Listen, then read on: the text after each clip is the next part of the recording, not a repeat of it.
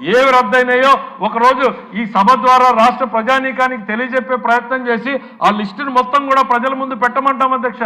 102 ప్రాజెక్టులని pre close చేసినటువంటి మహానుభావుడు జగన్మోహన్ రెడ్డి గారు ఈ రోజు రాయలసీమకు ఛాంపియన్ నేను అని ఆయన చెప్పడము, వాళ్ళు బాకా పట్టడము, కిందకెళ్ళి ప్రెస్ మీట్లు పెట్టడము, మేమేదో ఆ ప్రాజెక్టులు ఆపామని చెప్పేటువంటి ప్రయత్నం చేస్తున్నారు అధ్యక్ష.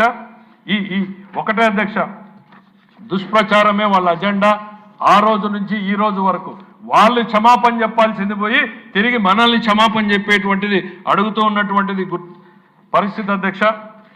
టైం గుర్తు చేశారు కాబట్టి 2 నిమిషాల్లో క్లోజ్ చేస్తారు అధ్యక్ష. ఈరోజు వాళ్ళు అభివృద్ధిని ఓర్వలేని వాళ్ళు ఏదో ల్యాండ్ అలాట్మెంట్ మీద విపరీతంగా మాట్లాడుతున్నారు అధ్యక్ష. ఈరోజు ఈ ప్రభుత్వం ఎక్కడ ల్యాండ్ అలాట్ చేసినా అక్కడ ప్రాజెక్టులు వచ్చినాయి అధ్యక్ష. టీసీఎస్ వచ్చింది అధ్యక్ష, కాగ్నిజెంట్ వచ్చింది అధ్యక్ష.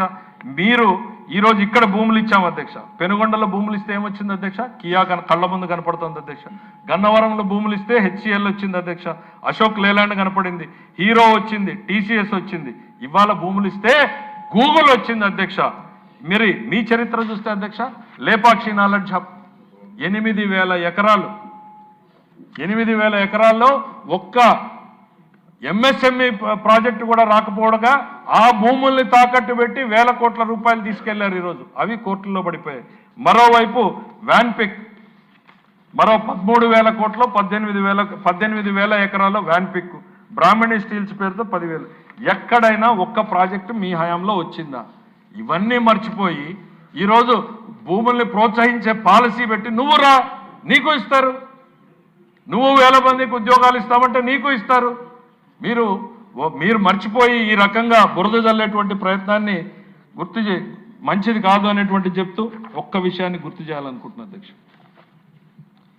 చంద్రబాబు నాయుడు గారి గురించి పదే పదే ఆయన ట్రావెల్స్ గురించి, ఆయన పనిచేసే తీరు గురించి వెటకారంగా మాట్లాడే వాళ్ళు ఉంటారు అధ్యక్ష. కానీ ఆయన మాత్రం పట్టించుకోడు అధ్యక్ష. ఆయన నిరంతరం ఆయనకి పని తప్ప ఇంకోటి గుర్తించరు. ఎవరేమనుకున్నా తాను ఆన్సరబుల్ టు ది పీపుల్ అన్నట్టుగా నిరంతరం పని చేసుకుంటూనే వెళ్తాడు అధ్యక్ష. ఆయనకి రిలాక్సేషన్ అంటే పనిలో దొరుకుతా తప్ప వేరే రకంగా కాదు అనేటువంటి దగ్గరగా చూసినటువంటి వ్యక్తిగా చెప్తున్నా అధ్యక్ష. ఎందుకు నేను ఇది సభ ద్వారా గుర్తు చేస్తున్నానంటే, మన కోసం కష్టపడే నాయకుడు ఎవడు, తన కోసం తాను బాగుపడేదానికి కష్టపడే నాయకుడు ఎవడు అనేటువంటిది ప్రజలు ఎప్పుడు కూడా తేడా గుర్తుంచుకోవాలి అధ్యక్ష. ఈరోజు ఈ రాష్ట్రం కోసం, ఈ తరం కోసం కాదు, రేపు రాబోయే తరం కోసం కూడా కష్టపడుతున్నాడు అధ్యక్ష. ఒకే ఒక ఎగ్జాంపుల్ అధ్యక్ష, ఆయన మొన్న దావోస్ వెళ్ళాడు అధ్యక్ష. దావోస్ వెళ్ళినప్పుడు ఆయన పర్యటన ఎట్లా సాగింది? ఇక్కడ రాత్రి 9:30 దాకా రివ్యూలు పెట్టుకున్నారు అధ్యక్ష.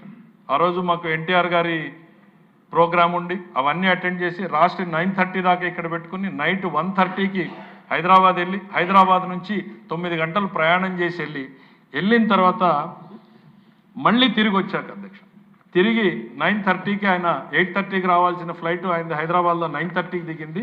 10:30కి ఆయన విజయవాడ దిగారు అధ్యక్ష. 11 o'clockకి ఆ రోజు ఎస్ఎల్బిసి బ్యాంకర్స్ మీట్ ఉంది అధ్యక్ష. నేను సీఎం సెక్రటరీ గారికి చెప్పాను, నేను వెళ్ళి స్టార్ట్ చేస్తాను, సీఎం గారు కొంచెం లేట్గా వచ్చినా పర్లేదు 1 గంటకి అంటే, లేదు నేను వస్తానన్నారు అధ్యక్ష. సరే 11:15, 11:10 కంతా మేము స్టార్ట్ చేశాం అధ్యక్ష. ఇంత పెద్ద వాల్యూమ్ అధ్యక్ష అది. సరే ముఖ్యమంత్రి గారు ఊళ్ళో లేరు కాబట్టి బాధ్యత మన నెత్తిన పడుతుందేమో అని రాత్రంతా కూర్చొని నేను చదువుకుని ఒళ్ళు దగ్గర పెట్టుకుని కాస్త హోంవర్క్ చేసి వెళ్ళాను అధ్యక్ష. గౌరవ ముఖ్యమంత్రి గారు ఆయన వచ్చి రివ్యూ స్టార్ట్ చేస్తే ప్రతి పేజీ అట్లా చూడగానే ఆ పేజీలో ఏమున్నాయి ఏంటి అనేటువంటి చెప్తా ఉంటే నాకు డౌట్ వచ్చింది అధ్యక్ష. మీటింగ్ అయిన తర్వాత సెక్రటరీని అడిగాను, సార్ ఎప్పుడు చదివారు ఇది? నైట్ ఫ్లైట్ మొత్తం కూడా చదువుకుని ఆయన డౌట్ వచ్చిన మార్క్ చేసి మళ్ళీ నన్ను అడిగారు. ఏం అవసరం అధ్యక్ష ఆయనకి? What is the need? 9 గంటల ప్రయాణంలో జెట్ ల్యాగ్లో ఇన్ని మీటింగుల తర్వాత ఇక్కడ పడుకోకుండా నా రైతులకు ఏం చేస్తున్నారు, మహిళలకు ఏం చేస్తున్నారు, యువకులు, ప్రతి పేజీ మీద ఆయన డైరెక్షన్ ఇచ్చాడు. లైవ్లో ఉంది అధ్యక్ష ఇది. ప్రతి పేజీ మీద ఒక ట్రావెల్ చేసి వచ్చిన తర్వాత మేమేదో బ్రహ్మాండంగా చదివేసుకున్నాం అనుకునేటువంటి మాకు ఆయన చేసినటువంటి వర్క్ను చూసిన తర్వాత ఒక్కసారి ఈ బుక్ ఒకసారి చూడాలి అధ్యక్ష. సభకు కూడా ప్రజలకు కూడా తెలియాలంటే ఒక కష్టపడే వ్యక్తి. ఇవాళ వీళ్ళు ఏదో చెప్తారు దావోసుకు పోయి 4 సంతకాలు. నో అధ్యక్ష, దావోస్కి పోయి ఒక్క రోజుతో సంతకాలు పెట్టేది కాదు అధ్యక్ష. Davos is an international economic forum. రకరకాల వ్యక్తులు, రకరకాల ఆలోచనలు, భవిష్యత్తులో ప్రపంచం ఎటుపోతుంది అని ఎవరి ప్రయత్నాలు వాళ్ళు చేస్తూ ఉంటారు అక్కడ మార్కెటింగ్కి. ఒక వ్యవస్థ మార్కెటింగ్ డీల్గా రూపొందాలి అని అంటే అధ్యక్ష, ఫస్ట్ అవేర్నెస్ క్రియేట్ చేయాలి రాష్ట్రం గురించి, ఆ తర్వాత నమ్మకం రావాలి, ఆ తర్వాతే డీల్ వస్తుంది అధ్యక్ష. ఇవాళ ఆ అవేర్నెస్, ఇవాళ వరల్డ్ బెస్ట్ మార్కెటర్ మనకున్నాడు ఈ రాష్ట్రానికి అనేటువంటిది నేను గర్వంగా చెప్పగలుగుతున్నా అధ్యక్ష. ఆయన ప్రోగ్రామ్ అధ్యక్ష ఒక్క 2 minutes పెట్టి క్లోజ్ చేస్తున్నా అధ్యక్ష.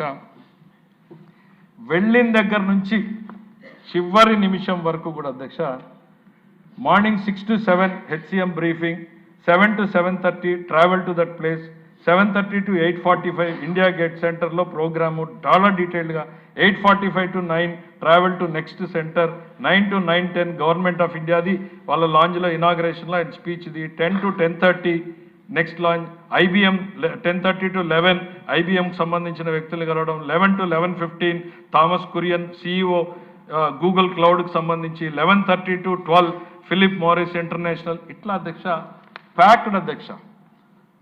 ఒక్క మినిట్ గ్యాప్ లేకుండా మినిట్ టు మినిట్ ఆయన ప్యాక్ చేసుకుని ఈ రాష్ట్రం కోసం తపన పడేటువంటి లీడర్ ఒకవైపు ఉంటే, ఈ రాష్ట్రాన్ని ఒక నియంత పాలన కింద నలిపేసేటువంటి నాయకత్వానికి తేడా చెప్పాల్సినటువంటి బాధ్యత మనందరి మీద ఉంది అనేటువంటిది ఒక్కసారి గుర్తు చేస్తూ అధ్యక్ష, ప్రజలు వేసినటువంటి ఓటు వెనకాల ఉన్న ప్రతి ఆలోచనని ఈ కూటమి ప్రభుత్వం గుర్తు పెట్టుకుంటుంది అనేటువంటి తెలియజేసుకుంటూ, నేను గతంలో చెప్పాను అధ్యక్ష, ప్రధానమంత్రి గారి పర్యటనలో వాళ్ళు వేసిన ఒక ఓటు అనేటువంటిది ఎంత లాభం చేసింది.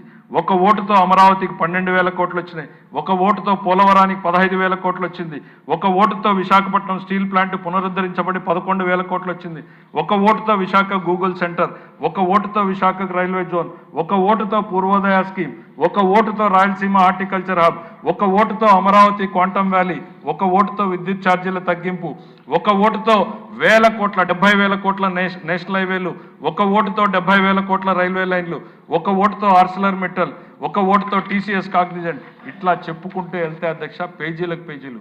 ప్రతి ఓటుని కూడా మేము వాళ్ళ ఆశలు ఆకాంక్షలకి అనుగుణంగా పనిచేయడానికే మా ముఖ్యమంత్రి గారు మా అందరికీ గైడెన్స్ ఇస్తా ఉన్నారనేటువంటి తెలియజేసుకుంటూ, ఆ బాధ్యతని అలాగే పనిచేస్తామనేటువంటి నమ్మకాన్ని రాష్ట్ర ప్రజానీకానికి గుర్తు చేస్తూ,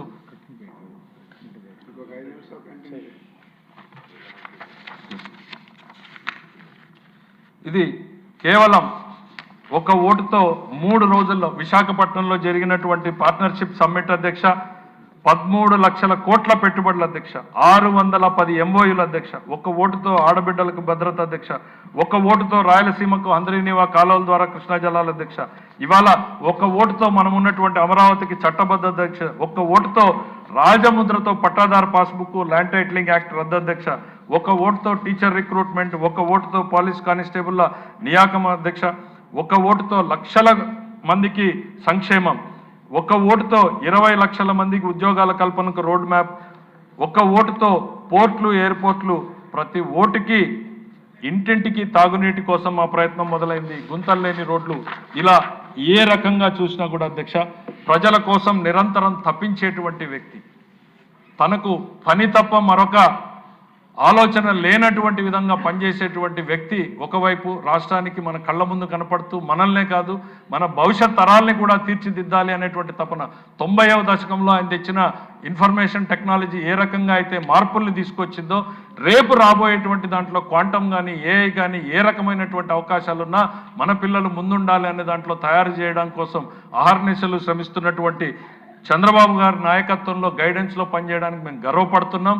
ఈ రాష్ట్రాన్ని తీర్చిదిద్దడానికి మేమందరం కూడా శ్రమ పడుతున్నాం అనేటువంటి తెలియజేస్తూ ప్రజల్ని కూడా నేను ఒకటే కోరుతున్నా అధ్యక్ష, పాలనలో తేడా గమనించండి.